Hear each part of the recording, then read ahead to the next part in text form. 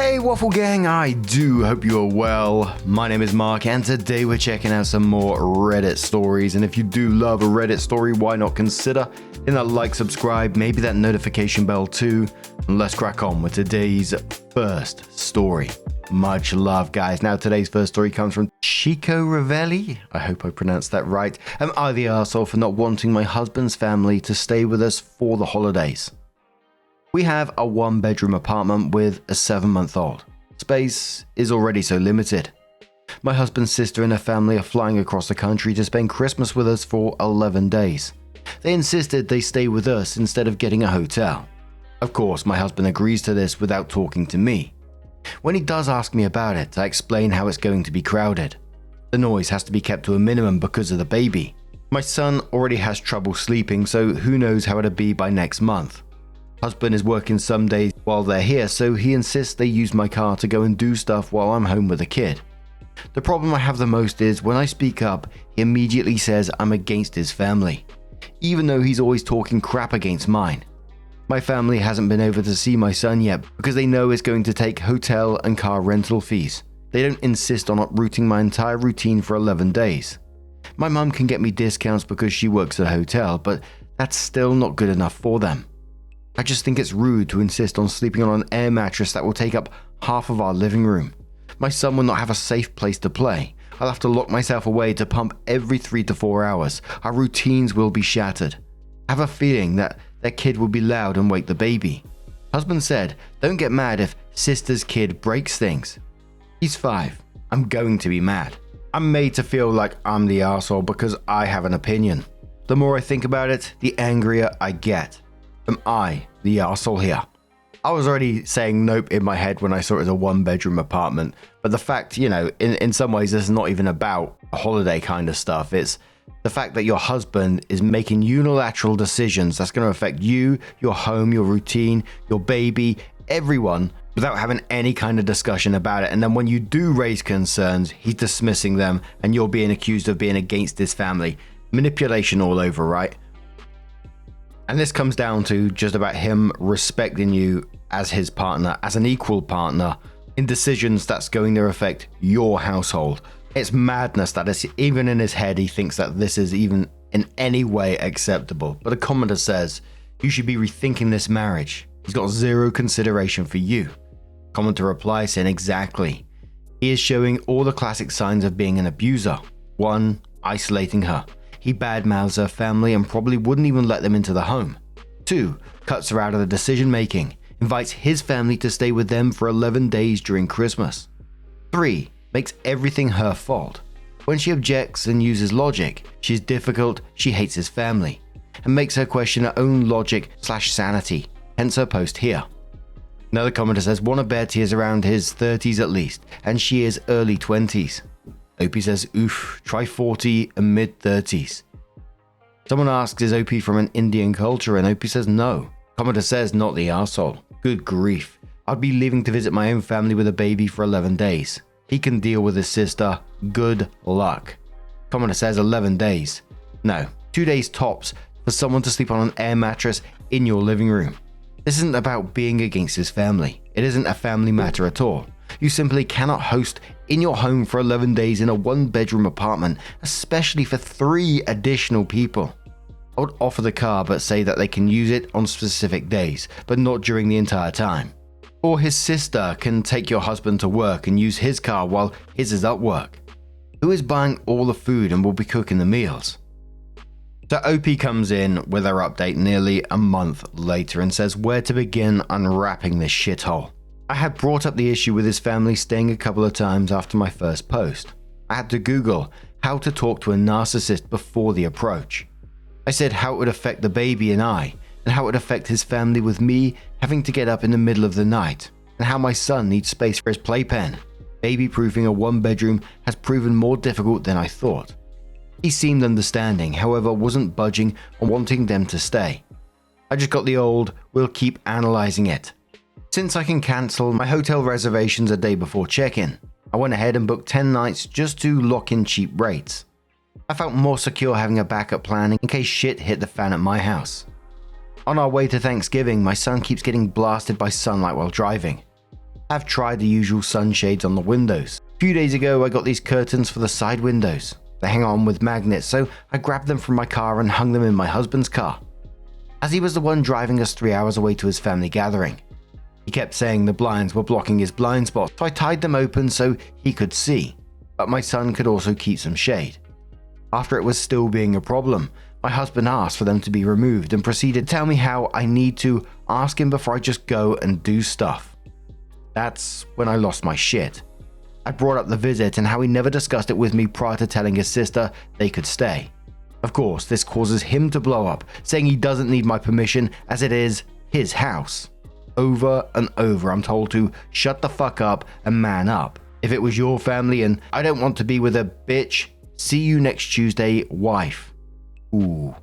I remain calm and reiterate that it's my home too, and it's about respect that he talks to me first. It's not about control, it's about respect. Respect for my son and our routines, comfort and safety. He then goes on to say how I don't respect him and I just turned this around and made it about you. Holidays are classically stressful. Look at Home Alone where they have that huge house in its chaos.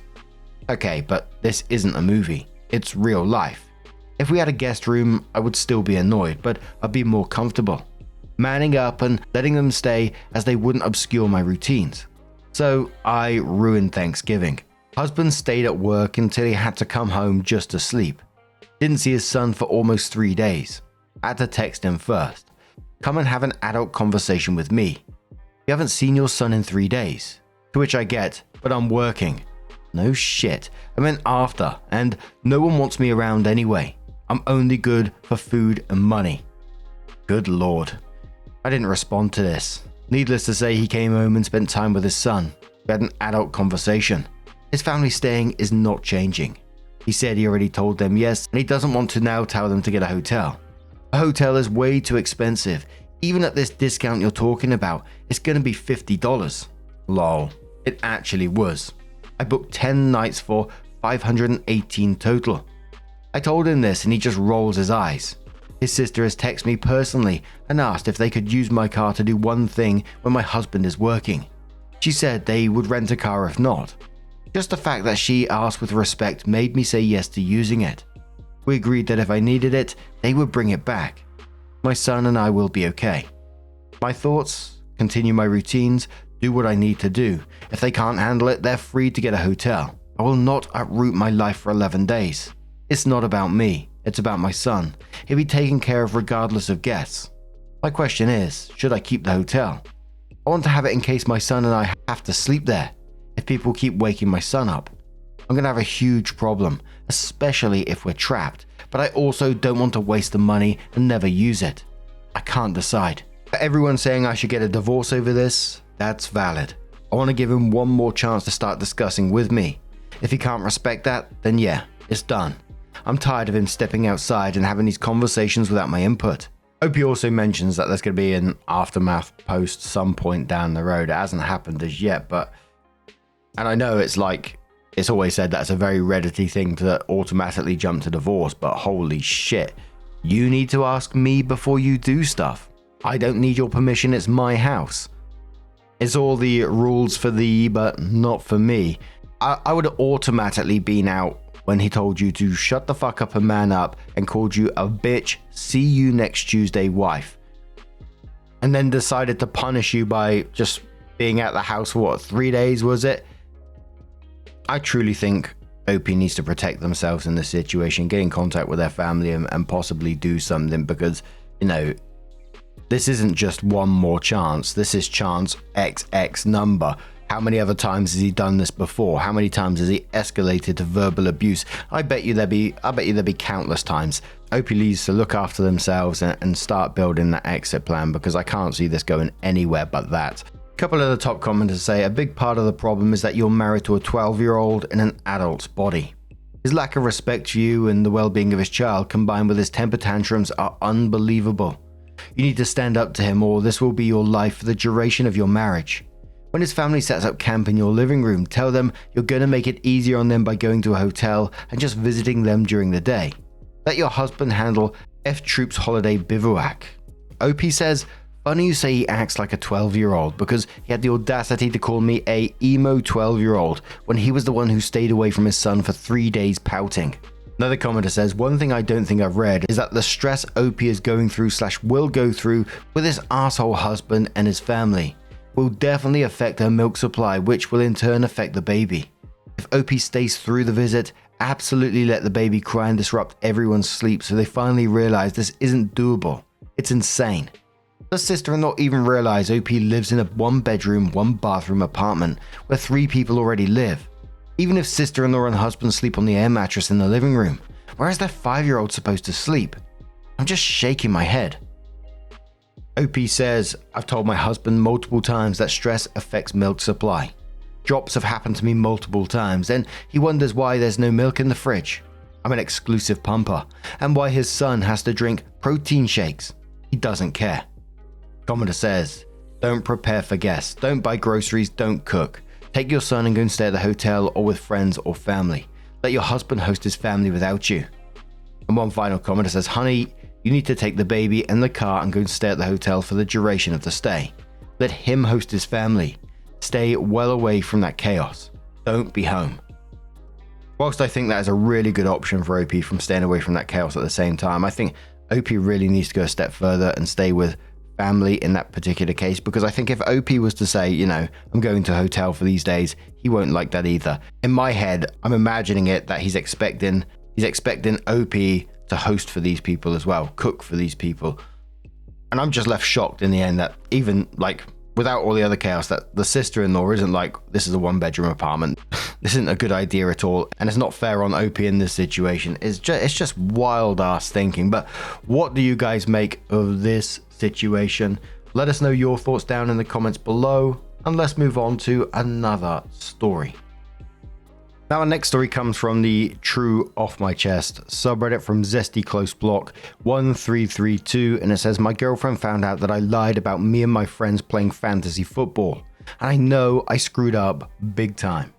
I know it was wrong to lie to my girlfriend, and I probably should have just told her the truth.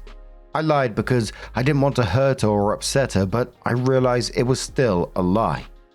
I've been playing fantasy football with some friends for years. We are all big sports fans, but football is the biggest. Last season, one of the guys dropped out of our fantasy league because he said it was taking up too much of his time and he was afraid it was pushing him into a gambling problem. We needed another player, and my girlfriend watches football, so we asked her to play. I know I'm going to catch heat for saying this, but it wasn't as fun playing with her as I thought it would be. I don't know if it's beginner's luck or what, but she pretty much destroyed the rest of us all season. It wasn't fun losing to her. So this season we just decided to tell her we weren't playing this year. I didn't want to at first, but the other guys insisted. We invited the new brother-in-law of one of the other guys to play instead. I just told her everyone was too busy to play this year and she didn't question it. On Thursday night we slipped up and she found out we're still playing. She had to go to work, but she was pissed off. She's been frosty since she got home Friday morning. Next weekend we're supposed to go to an out-of-state wedding. Her family isn't from Chicago, but now she said she wants to go by herself.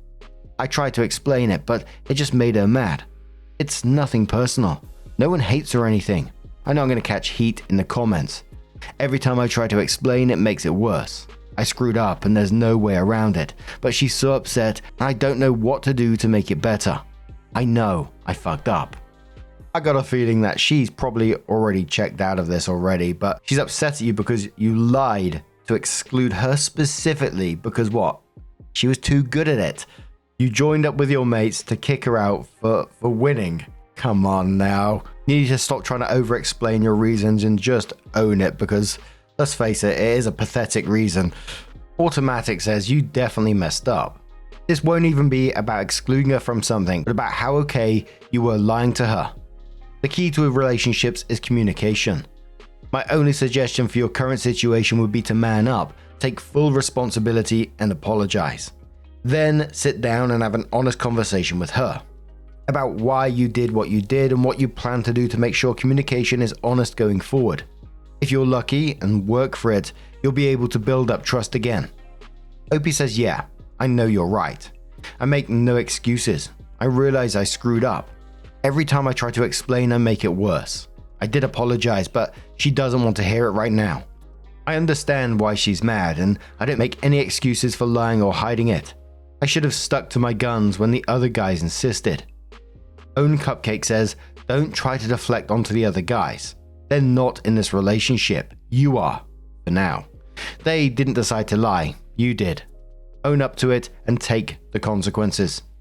Commodore says, nah, you were happy to go along with the guys even though you knew it meant doing something hurtful to your girlfriend. Getting validation and approval from them was more important than your girlfriend's feelings. That's 100% on you. So it was 2 months later that OP did come in with an update and said, so it's over. I knew I screwed up and the writing was on the wall. The worst part is that I have no excuses. I know how badly I fucked this up. I'm not even looking for sympathy here. When my girlfriend got back from the wedding, she asked me why I lied to her. I didn't have any answer for her. All my explanations just made it worse and didn't really explain anything. I tried to apologize, but she didn't want to hear it. It was the worst week of my life. It was almost like she was freezing me out. At one point she asked me if we ever talked about her in the group chat for our fantasy league. I didn't even have to answer. She just said, it's not nice, right?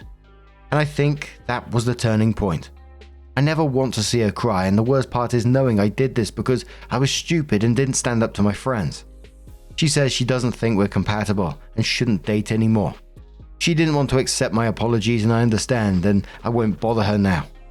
She went to stay with her family for another week, and now I've heard she came back because of her job, pharmacist, and now she's staying with friends. But I will leave her alone. I'm looking for another place to live because our lease is up at the end of the month. She left 2 weeks ago, and it feels empty, and the worst part is, I know it's my fault. I barely care about watching football now, and normally I'd be excited about it because my team is in first place. If you take anything away from my post, don't put your friends over the person you love. Learn to stand up to your friends. I learned my lesson after all this. Fan says, so what were you guys saying about her in the group chat? Commenter says, just some unexamined misogyny disguised as humor, I'm sure. And I think a summary of the comments after this one, well, actually there was a couple. A summary was like what was being said in that group chat. Everyone was curious about that. A lot of people saying, it's probably some misogynistic bullshit. And also, imagine losing your relationship because of your own fragile ego. Oof. But now I'm going to turn this one to you guys. What do you guys make of this situation? Let us know your thoughts down in the comments below.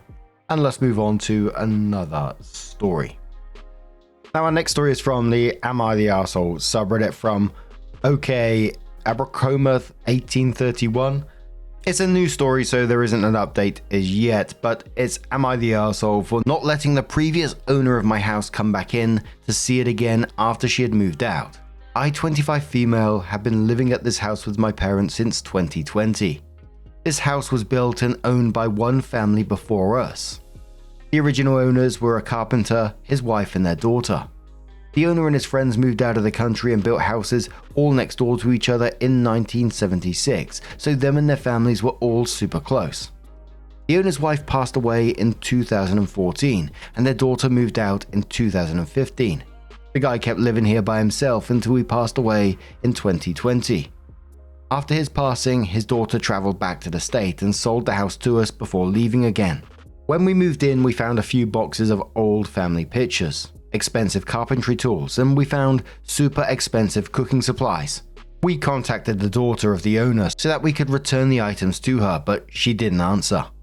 Over the years, we continued to try and contact her through text messages, phone calls, emails, and we even tried to have the neighbor contact her. In 2022, she finally answered and screamed at my mum for continuously trying to talk to her. My mum explained everything to her, but the girl said that she didn't want any of her parents' things. Then she called my mum a few explicit words and hung up. After that situation, we stopped trying to contact her and we sold the carpentry tools, sold some of the cooking supplies, and we gave the family pictures to the neighbor that we knew was friends with the previous owner. We thought that was the end. However, last week I was in the backyard and my neighbor called me over to his fence.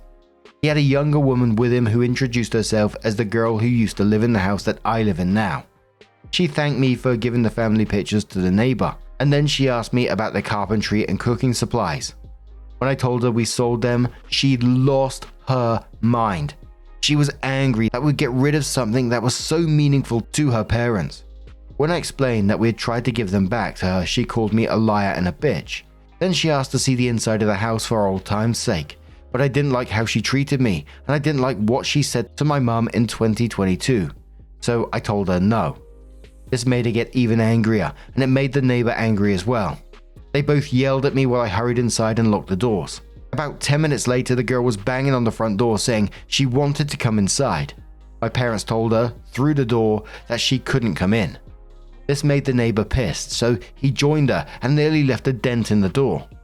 We asked them to leave for over an hour before they finally left. Now it's been a week and all of the neighbors know about what happened. They keep giving us dirty looks and doing the classic old person thing of grunting whenever we try to talk to them. They all adore that girl because she grew up hanging out with them and their kids, so now we're the most hated people in our neighborhood. Am I the arsehole? So you was trying to contact this girl for 2 years, multiple methods to try and get this stuff back to her. She ignores you and then finally responds by screaming at your mum and swearing at her and saying that she doesn't want any of it. So, of course, you're going to get rid of it, right? He was even thoughtful enough to give the family photos to the neighbor who was actually friends with her dad. Then she turns up years later, flips out about items she literally told you she didn't want and calls you a liar and a bitch, and then has the audacity, the bloody cheeky so-and-so has the audacity for a house tour. It's very Jekyll and Hyde to me, I think. Like 1 minute she's saying, oh, do you have the items? And then she's like, no. And then she flips out and then turns again and says, oh, but can I come see the inside of the house? I'd be very wary. There's something going on there. I'd be documenting everything if you can, get cameras, doorbell camera, something along those lines so you can keep up, so you can inform the police of what the fuck's going on. Because someone who goes from absolutely zero to trying to break in your door with another neighbor for an hour just doesn't stop at that. Wowzers trousers, but Grouchy says, massive not the arsehole. You tried your absolute best to return her things and she didn't want them. What else are you supposed to do? Give her free storage? Also, it's your house. You're legally entitled to refuse entry, especially to a rude, screaming person. Your neighbors are assholes though. I kinda wonder if the other neighbors have been told a different version of events in this situation, but Born Leg says not the arsehole. She and the neighbor are complete arses. People like her like to play the bloody victim. Your mum did everything possible to try and give her the things you all found. She was the one who sold the house and she was the one who left them behind. Although I would simply say we got rid of those items and leave it at that. Saying you sold them might give people the idea that you owe her the money, but you don't. When I sold my last house that I lived in for 22.5 years, I gave them 2 large envelopes with my new address on them, just in case mail came or a picture slipped behind this big built-in shelf that they said they were going to tear down. I also left my phone number. Don't worry about those people, your neighbors. Just mind your own business and eventually they will go back to minding theirs. Sarah Megatron says, not the arsehole. She sounds honestly mentally unwell. The fact that she expected you to have the things she cursed your mum out about not wanting also makes me wonder if she realized finally that those things would be worth some money, so she came around. It's such a weird choice and reaction that if it's not mental illness, it's about wanting money for drugs. The best thing you can do is ignore the old bastards around you. Old bastards. Opie has one comment expanding about the daughter's potential relationship with her parents, or saying, we also think that she had a rough relationship with them, which is part of why I feel bad about the situation. We have a few cameras around on the property because we have to watch out for coyotes at night, but now we're adding in a few more just for extra security. We aren't super close with all of our neighbors, but we try to be friendly if we see them. They are the kind of people that give us extra food from their gardens, and they just randomly come by sometimes and talk with us if we happen to be outside.